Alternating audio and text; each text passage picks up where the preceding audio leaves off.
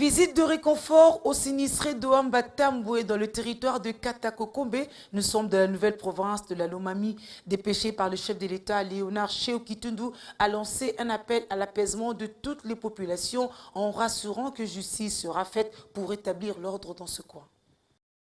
Silence radio. Il ne reste plus que ruines dans ce village.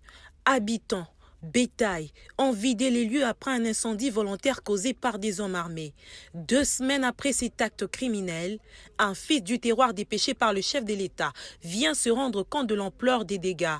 Consterné, Léonard Sheokitundu lance un appel à l'apaisement. Que les victimes ne soient pas emportées par un sentiment de vengeance, mais qu'en même temps, nous devons tout faire pour prendre des mesures pour éviter que ces genres de crimes ne se reproduisent pas. Vous savez, ce qu'on vient de vivre, c'est un crime contre l'humanité. Ces gens, vous savez, chez nous maintenant, on parle de la CPI. Heureusement que la République démocratique du Congo, par la primauté du principe de complémentarité, ce sont les juridictions nationales qui sont compétentes. Mais je vous dis, c'est un véritable crime contre l'humanité qui a été commis. C'est ce qu'on vient de vivre maintenant, parce qu'il y a des enfants qui sont morts, et des gens qui ont été gravement blessés par un incendie volontaire. Donc par conséquent, j'ai prôné la paix, la réconciliation, malgré la gravité des crimes. Nous devons tout faire pour que la paix, et la solidarité, la sérénité reviennent dans ce village. Unité, oui, ce peuple en a besoin.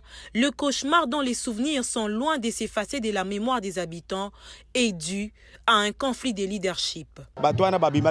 J'ai été tabassé. Ils sont sortis de la forêt, armés, ils ont brûlé des maisons. J'ai perdu mon petit frère. Ma mère a attrapé 2 balles sur sa poitrine.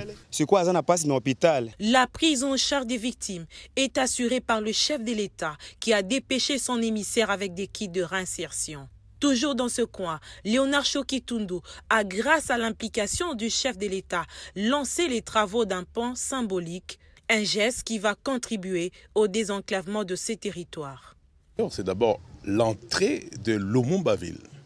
C'est particulièrement ça, et le lieu de naissance de notre ancien Premier ministre. Il faut remercier d'abord le président de la République parce qu'effectivement, c'est grâce à lui que j'ai pu décrocher la vie positive de la coopération japonaise. Et effectivement, le ministre du Plan a reçu des instructions de la part du chef de l'État. 3 mois, c'est l'estimation de la durée des travaux selon le maître d'ouvrage. Ça sera le plus grand pont, le plus grand ouvrage de traversée au Sankuru. Cette action, initiée par le chef de l'État, est une preuve que le désenclavement de ce territoire figure parmi les priorités du gouvernement congolais.